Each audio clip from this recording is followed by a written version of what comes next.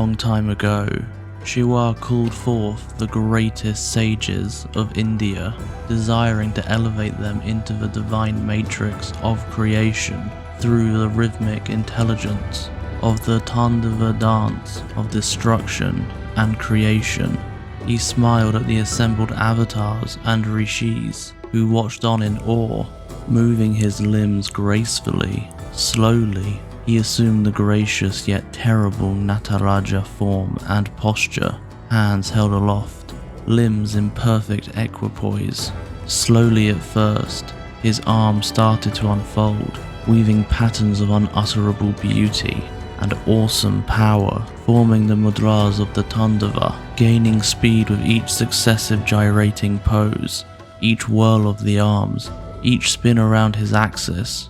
The air started to crackle and burn, fizzing electric intensity, revealing fleeting glimpses of space and the stars as he whirled. Space itself began to be rent asunder, revealing the looming vastness of the void, emblazoned in an iridescent cocoon of fire, radiating light, whirling faster and faster, beyond the speed of light, beyond space, time, and our universe's laws. Nataraja spanned so fast, he became still. In this singular moment, his wild movements were caught in freeze frame. He was dancing on the broken, limp body of the prostrate dwarf demon, a Pasmara whose face was contorted into a grimace of crazed glee, eyes raw, red and bleeding. He was the embodiment of forgetfulness and fear, amnesia incarnate. Nataraja gracefully arced his foot up high, thunderously smashing it down into a Pasmara, crushing him into myriads of atoms and incandescent light. The vast expanse of space, of consciousness itself, became illuminated by this fire of all fires, the fire that burns the karma of those beyond karma. In a single, infinite moment, everything stopped in the thunder of silence. In this moment of complete and utter stillness, Shiva Maheshwara held out his upraised right hand and sounded 9 beats on his hourglass damaru drum. Spiraling out from the silence, these pulse waves of sonic consciousness uncurled and unfolded into luminescent shapes and letters of light weaving exquisite matrices. He sounded 5 more beats, thus composing 14 beats in perfect rhythm, echoing throughout the vastness. This blueprint of creation are the sounds of the Maheshwara Sutra. In the dance, Nataraja arises from the void surrounded by the flaming sphere of light. Prabhu Mandala, the unbroken continuum of creation and destruction.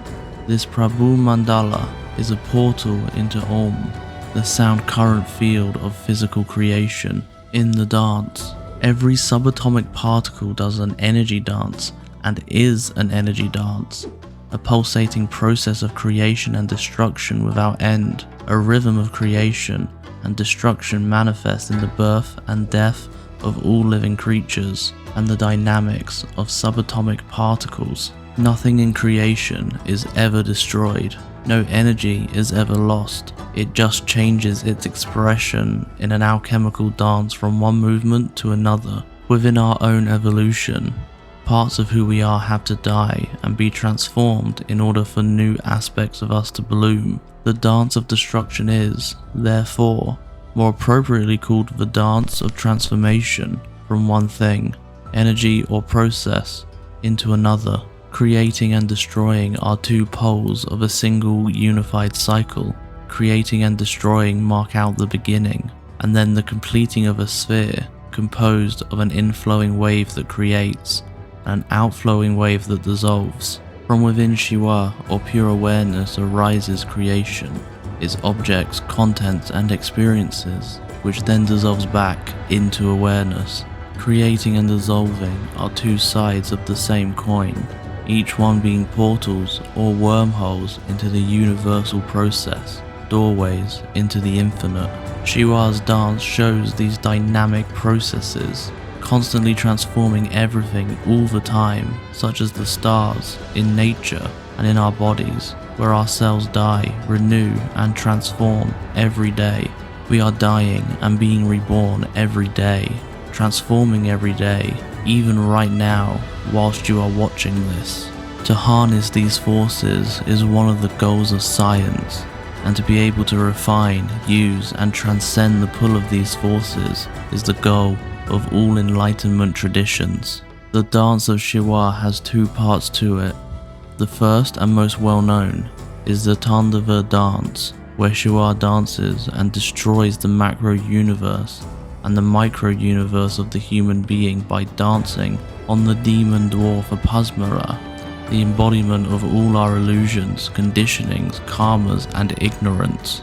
Shiva has his foot firmly on Maheshwara's body as he dances, with Maheshwara's contorted face, gaping mouth, and red eyes looking up at him in a somatically demented, epileptically insane fit of anger, madness, and chaos. In India, it is considered a great blessing to be under the foot of Shiva, to be annihilated by him into cosmic consciousness. This blessing was an act of total surrender, and what devotees of Shiva aspired to totally give themselves to Shiva so their separate self could be destroyed in his dance, as he destroys all forms of karma in his dance being seen. Yet Shiva's dance, so iconic and well known across the world, would not be so popular if people knew what it actually does to you if you experience it. Indeed, South Indian accounts of those who have witnessed the dance range from abject terror to ecstasy. Priests, kings, sages, and rishis would involuntarily fall to the ground, trembling and shaking, entranced and lost to the world. Others would become totally fear-stricken, catatonic, limp, and broken, like a Maheshwara. To experience the dance of Nataraja is to have yourself and your world totally transformed. The dance is the process and fuel of all alchemy. By surrendering to the dance, your consciousness and identity dissolves. The Maheshwara Sutra tells the story of what comes after this dance, when he bangs out on his drum the sounds of the new creation. If you would like to learn more, then please take a look at our book, Shiva's Hologram, written by Padma Owen Prakashta, who also provided the words for this video. Thank you so much for watching. Subscribe for future content, and we'll see you next time.